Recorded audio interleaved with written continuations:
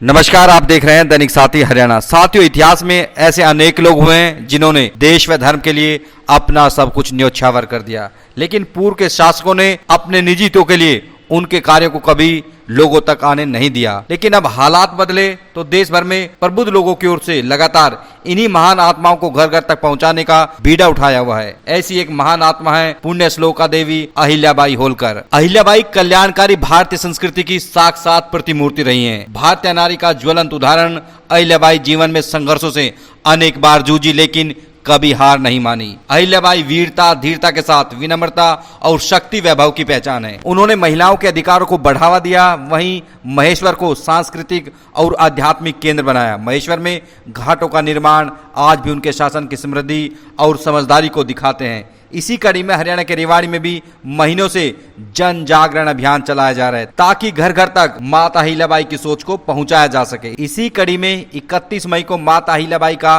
300वां जन्म दिवस है। प्रत्येक नारी माता अहिल्याबाई से प्रेरणा लेकर आगे बढ़ सके, इसी को लेकर रेवाड़ी में जन्म दिवस के अवसर पर वीर नारी सम्मान समारोह में भव्य मंच सजने वाला है। इसमें पूर्व सांसद, भाजपा संसदीय बोर्ड की सदस्य डॉक्टर सुधा यादव बतौर मुख्य अतिथि शिरकत करेंगी। अब आपको दिखाते हैं रेवाड़ी की वीर नारियों के सम्मान में आयोजित होने वाले कार्यक्रम को लेकर अहिल्याबाई होलकर विचार संयोजन मंच के पदाधिकारियों ने प्रेस वार्ता कर क्या कहा। वाली 31 तारीख को दोपहर 3:30 बजे हम लोग वीर नारी सम्मान के रूप में मना रहे हैं। उसमें हम अहिल्या देवी जी का जन्म जयंती बनाएंगे और वीर नारियों को सम्मानित करेंगे। इस कार्यक्रम की अध्यक्षता डॉक्टर पूनम यादव जी कर रही हैं, जो कि शहर के एक जानी माने चिकित्सक हैं और एक समाज सेवी भी हैं। और इस कार्यक्रम की मुख्य अतिथि डॉक्टर सुधा यादव जी रहेंगी, जो कि पूर्व सांसद हैं। विशिष्ट अतिथि सीए सरिता यादव जी होंगी और ये एक सह निर्देशक के पद पे कार्यरत हुई हैं। और इस कार्यक्रम की मुख्य वक्ता डॉक्टर अदिति पासवान जी रहेंगी। ये दिल्ली यूनिवर्सिटी के असिस्टेंट प्रोफेसर है। उन्होंने एक किताब भी लिखी है अहिल्या देवी जी के ऊपर। सबको नमस्कार और मेरे शहर के सभी प्रबुद्धजनों का बारंबार दोबारा धन्यवाद कि पिछले 3 महीने से हम लोग इस कार्यक्रम में पूरी तरह से जुटे हुए हैं।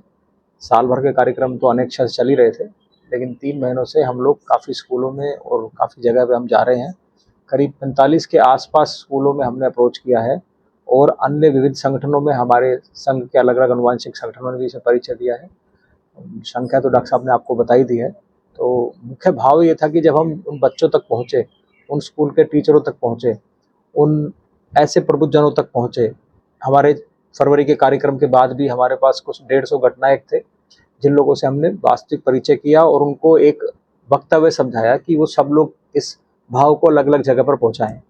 तो हमारे कुछ 26 लोग ऐसे थे जो इस वक्तव्य को अलग अलग स्कूलों में और अलग जगहों पर, ये जो महिला व्याख्यान जो था हमारा अहिल्याबाई जी का, उनको उन्होंने प्रकट किया। जानने की बात यह है कि जब हम जिस स्कूल में गए, अलग अलग लोगों के अनुभव हैं उसमें, तो उसमें भाव ये था कि लोगों को, बहुत सारे लोगों को अहिल्याबाई के बारे में नहीं पता था। जिनको पता था उनको थोड़ी जानकारी थी, लेकिन इस प्रोग्राम के बाद उनको बड़ा अच्छा भाव लगा। हम लोगों से बहुत सारे लोगों ने कनेक्ट किया और हम सब लोग खुद ही एक स्फूर्ति में हैं, अपनी एक स्फूर्ति में है। एक पॉजिटिव एटीट्यूड के साथ हम देख रहे हैं कि लोग उनके बारे में जितना जान रहे हैं, उतना उन्हें और मोटिवेशन मिल रही है। और अहिल्याबाई जी तो अपने आप में ही एक स्वतंत्रता सेनानी भी थी, एक लघु उद्यमी भी थी, भावना भी थी, एक पवित्र प्रेम की नारी भी थी। ऐसे अक्षम में ऐसी भावना थी उनकी, जिसमें आपने सुना होगा वो कभी अपना नाम नहीं लिखती थी, भगवान शिव का हमेशा स्टैम्प बना के लगाती थी। तो ऐसा एक वातावरण हमारे आसपास दिखाई दे रहा है, जो शायद आपको, हम सब में भी दिख रहा होगा। जब हम इस कार्यक्रम को शुरू किया तो एक भाव अलग था, लेकिन जब से हम इस कार्यक्रम से जुड़े हैं, तो जितने लोग भी इस कार्यक्रम को जुड़े और मिले हम लोगों से, उनके अंदर एक भावना बदली और ऐसा समझ आया कि हमारे देश में ऐसे और भी बहुत सारे लोग हैं, ऐसे हमारे पुराने, ऐसे पुरातन लोग हैं जिनने देश के लिए काफ़ी कुछ बलिदान किया है। लेकिन अब जो धीरे धीरे हम लोग इस व्यवस्थाओं को उठा रहे हैं कि संगठन हमारा हर साल 2 साल में जो भी ऐसा व्यक्ति होता है जो निर्विवाद हो और जिन्होंने देश के लिए हमेशा कुछ ना कुछ किया हो, तो ऐसे लोगों के लिए बार बार आगे भी प्रयास होता रहेगा। और अहिल्याबाई जी का तो अपने आप में एक बड़ा योगदान है। तो मैं खुद इस स्फूर्ति से और इस मन की भावना से प्रेरित हूँ कि शायद हमको कुछ जानना और बाकी रह गया है, जो और पढ़ेंगे। जैसे एक इसमें अभी देखा ही होगा, अदिति पासवान जी आ रही हैं, तो उन्होंने एक पूरी बुक लिखी है और अभी पीछे ही 1 महीने पहले ही दिल्ली की सीएम जो है हमारी रेखा जी, उन्हें ही और हमारे सर कारवा जी ने इस बुक का विमोचन किया है। तो उस बुक में भी ऐसी बहुत सारी बातें हैं जो पढ़कर रोमांचित करती हैं कि आगे कैसे बढ़ा जा सकता है। त्रिशताब्दी जन्मोत्सव हम पूरे भारतवर्ष में संगठन ने मनाया है, जो कि 31 मई 2024 को शुरू हुआ, और चूंकि उनका जन्म 31 मई 1725 को था, तो ये 300वां जन्मदिन था अब की बार। तो इसको पूरा त्रिशताब्दी के रूप में पूरे भारतवर्ष में संगठन ने मनाया है, ताकि अहिल्या देवी होलकर जी का जो स्वर्णिम इतिहास है वो जन जन तक पहुँचे। उसके निमित्त हमारे रेवाड़ी में यहाँ फरवरी के महीने में एक बड़ा कार्यक्रम हुआ, जिसमें लगभग 1650 प्रबुद्ध जन जो रेवाड़ी के आए थे, उनके साथ हमने एक संगोष्ठी केएलपी कॉलेज में की थी। उसके बाद में हमने समय समय पर लोगों के बीच में जाकर बहुत स्कूल के बच्चों में, बहुत सामाजिक संस्थाओं के साथ मिलकर और अन्य समूहों के साथ मिलकर लगभग 46 कार्यक्रम किए हैं, और अभी तक हम लोग 34,055 लोगों तक हम अपने डायरेक्ट प्रत्यक्ष रूप से हम अहिल्या देवी होलकर जी के कार्यक्रमों के माध्यम से पहुँचे हैं। 31 मई 2025 को ये जो त्रिशताब्दी वर्ष है, ये समापन है इनका।